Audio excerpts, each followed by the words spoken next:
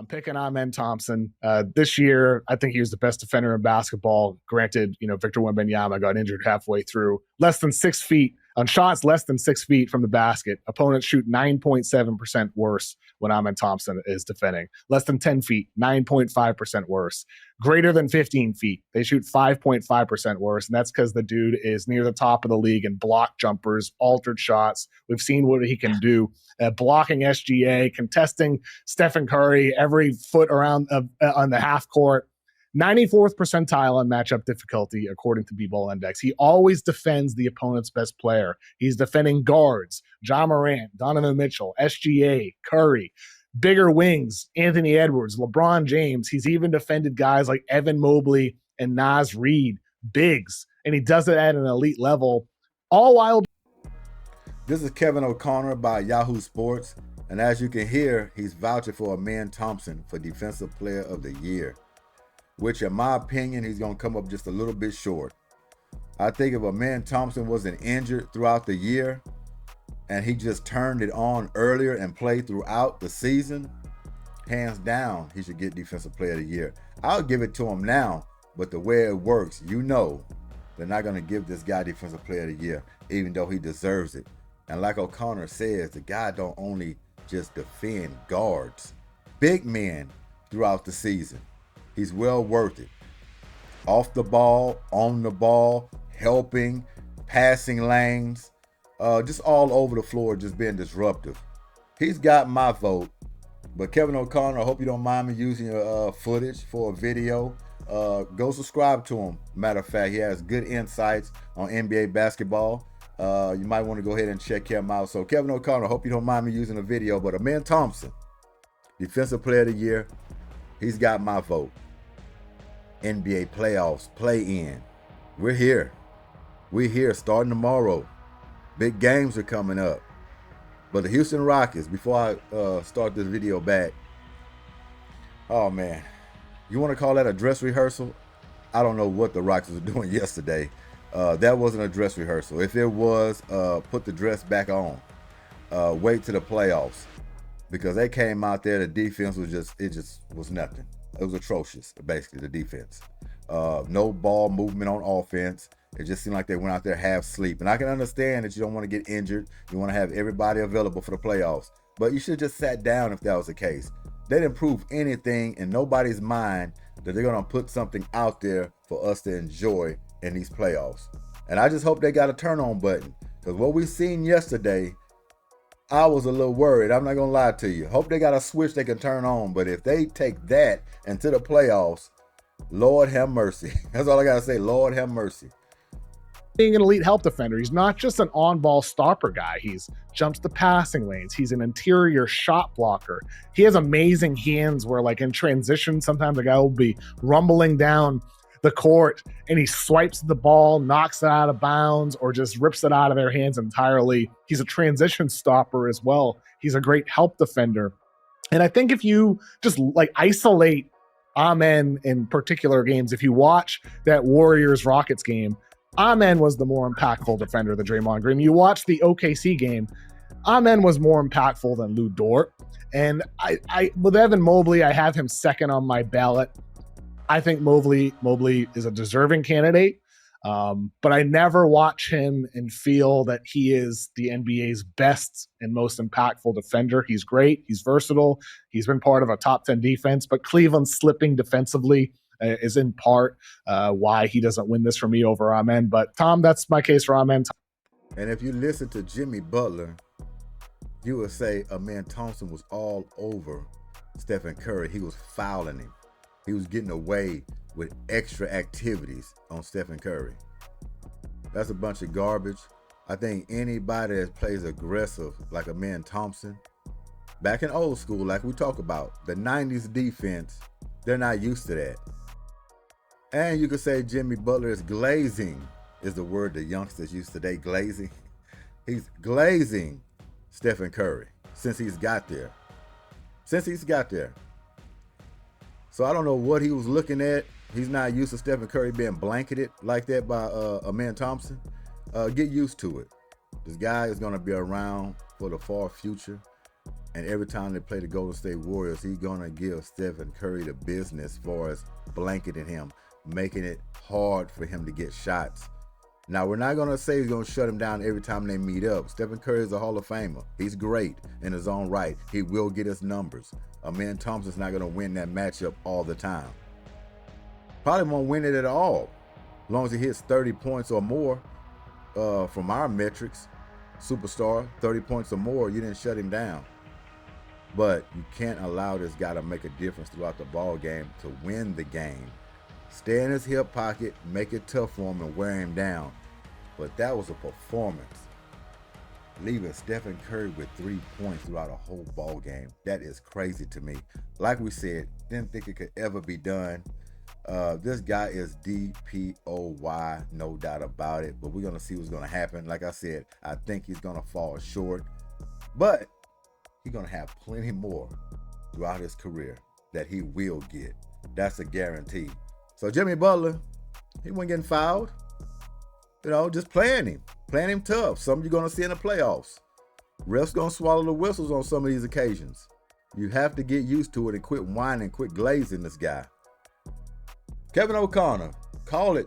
Thompson first on my ballot. I have Dort third for what it's worth. What do you think?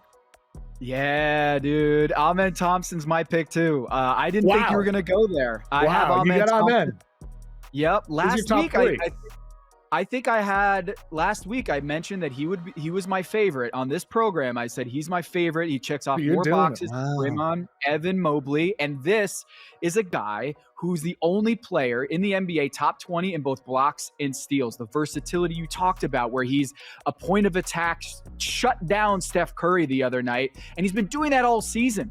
Is that when you got a Ja Morant or a Shai Gilgeous-Alexander, Jalen Brunson, whomever it is, he's the guy that they're going to throw at him to completely throw off all their first actions. And that is a thing that you can't say for Evan Mobley or Draymond Green. Draymond Green's greatest attribute in this conversation is that he has a podcast. I'm telling you, dude, he went from 0% chance, like it was 0.8% on Polymarket, 0.8% chance of winning Defensive Player of the Year until he had that comment where he's like, I deserve it 1,000% have a case for Defensive Player of the Year. And then he became the favorite. Yes, he had a great game against Giannis and the Milwaukee Bucks, and that helped kind of drive that conversation. But the greatest thing that Draymond Green has going for him this year is that he is vocal and he has his podcast, and he started that narrative and started the campaign by himself. And I'm sorry, when you look at the defensive rating of Amen Thompson, it's 107 when he's on the floor. Look at the other defenders on Houston. You can say Dylan Brooks and Tari Eason, but I'm telling you, the Houston Rockets have a top 4 defensive rating this season with Alperen Sengun and Fred VanVleet on the floor for most of them. Who picked Houston as being a top 4 defensive rating team this season? Who picked it? No one did. You know why? Because they didn't see how good Amen Thompson would be as a 22-year-old in his second year in the league, dominating defensively and turning Stephen Curry into just another guy out there. He's been top 20 in both steals and blocks, only player to do that. It's crazy how a lot of people got different ways of saying Amen Thompson's name. And you can say it any way you want. I mean, you have Amen, which I don't like at all. Amen Thompson. Maybe you talk to him about it. Maybe that's the proper way to pronounce his name. But I say Amen. That's what I say, Amen Thompson. Some people might say Amen. Amen Thompson. I don't know, but a lot of guys or different people just pronounce his name in a lot of different ways. Who knows which way is the right one? I'm going to stick with Amen. They say Amen. A lot of people I heard say Amen. But I don't know. It's just crazy to me. But his on-court defensive rating, 107, meaning the Houston Rockets are holding opponents to 107 points every 100 possessions when he's on the floor. That's better than Draymond's, that's better than Mobley's, and that's better than Jaren Jackson Jr.'s. And I would argue that those other 3 candidates, Jaren Jackson Jr., Draymond, and Mobley, have better defenders around them that can pump up that score, pump down in the case of a defensive rating where lower is better. Amen Thompson, best defensive player this year, and I would go Evan Mobley at number 2. Tamani Kamara at number 3, and Dyson Daniels right behind him. I think Tamani Kamara, second in the NBA in defensive stops, being a rim protector in ways that Dyson Daniels isn't. I would argue that he's been more impactful. And if you look at the defensive rating of the Portland Trailblazers over the last half of the season, he has been outstanding. We had him on the Big Number podcast. I don't know if you saw that interview, but Dan Devine and I had. We'll leave it right there. But the Kevin O'Connor Show, go subscribe to him for sure. Yahoo Sports. And like I said, Kevin, hope you don't mind me using your footage for video. Hope you don't mind. But let me give y'all my picks before we get out of here, quick hitters. Let's check them out. So here we go. You have the Hawks and the Magic, Grizzlies, Warriors, Heat, Bulls, Mavericks, and Kings. Let's start with the Hawks and the Magic tomorrow. That's a good matchup. Some will say two mediocre teams, I guess you could say, on the rise. I love to see the Magic in the mix. I do. They've been down for a very long time. Them playing at home, I'm going to pick the Magic at home against the Hawks. I just believe the Magic only have to worry about Trae Young. Not allowing him to go all over the place and go crazy. But if he does go all over the place and go crazy, that's only, 30 or 40 points? Somebody else has to cover the difference. I don't know who else could really step up for the Hawks on a consistent basis, or at least in a one-game situation. I don't know. I think Magic got a little bit more. Very young squad. You got other guys that can come at you. Very strong and hard. They've been playing well all year. And Banchero, he a problem in itself. Big problem. So I will be going with the Magic on that matchup. Grizzlies and Warriors. What we say, a doozy. That's going to be a doozy. Knockout. Warriors, of course, pedigree, been there before, got championships on their belt. You just can't go against Stephen Curry in a game like this in the Warriors. You just can't do it. They're at home, too, against the Grizzlies. Grizzlies are good.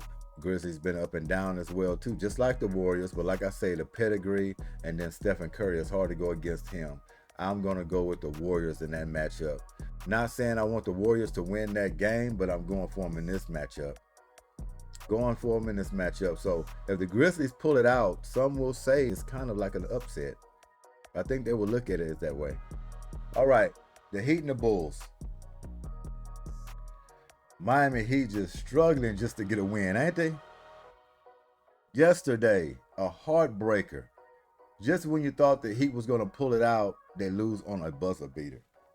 That was heartbreaking. The Heat and the Rockets kind of in the same boat, if you really look at it.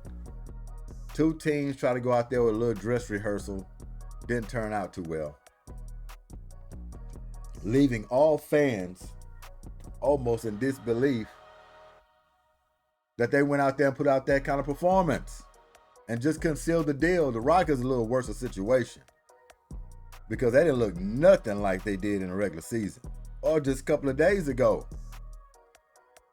So they should have just sat out. They should have just sat out, let the bench players play, because they left a bad taste in our mouth going into the playoffs, going out there with atrocious defense, no ball movement, bad shots, couldn't hit anything yesterday at all. Just to leave early and say, okay, what we got? What we going to do in the playoffs? I'm hopeful, but they better not show any resemblance of what they did the other day. Can't do it. So yes, Miami Heat, I'm rolling with you, but the Bulls can get you. Don't mistake that. The Bulls can pull this so-called upset. I don't really want to call it an upset. The Heat has been terrible pretty much all year long, just been holding on by a thread, and the Bulls have been steady all year long. And they're at home. The Bulls can easily win this game. Easily. But we counting on the Heat to pull this out. Veterans, the culture, the grit, the grind. The know-how. We want them to pull it out. Mavericks and Kings. I'm going with the Kings on this one. Kings are at home. Getting Zach LaVine over there was big. It was huge, man. This guy is a scoring machine. Pairing him with DeMar DeRozan, new interim coach, Doug Christie. Loved that guy even when he played. That's Sacramento Kings up and down. Mavericks, I probably would go a different way and pick them if Kyrie Irving was available. That was huge right there. Not having him in there. Yeah, you got AD, but I just think it's going to be too much power, scoring punch from the Kings, and they play with their hair on fire. They do. Mr. Mid-Range and DeMar DeRozan, and Mr. Everything all over the floor with Zach LaVine. So I'm going with the Kings. Those are my picks. Y'all can check them out, criticize them, do what you want, but that's what it is. We'll see how it turns out. Appreciate it. Play-in is here. Playoffs is around the corner. G.S.Q.H, Goodymo Sports Quick Hits. Thanks for y'all time. Appreciate it. New subscribers, appreciate it as well. If you haven't subscribed, go ahead and subscribe, hit the like button. And once again on a like button. I see a lot of returning viewers coming in on the videos, but nobody's hitting the like button. Trust me, I do the same thing. It's easy to forget to hit the like button when you're watching the video. I do it all the time until I think about it. I'm like, oh man, I forgot to hit the like button. If you want the algorithm to pick it up, if you want the channel to grow, we have to come in and at least hit the like button. And trust me, I don't even like bringing it up. I really don't. I'm passionate about what I'm doing. I love what I'm doing. I would do this even without subscribers, even without likes, all of that stuff. But since you're on YouTube, that's the only thing that moves anything, moves the needle. And you just have to have the likes. You got to have the subscribers. Got to have the shares. Got to have a few comments. And all in saying this, even if we don't get them, I'm still going to be here talking basketball and sports. So y'all enjoy the rest of y'all week. New subscribers, I appreciate it. If you haven't subscribed yet, go ahead and do that now. Appreciate your time. We out of here. Peace.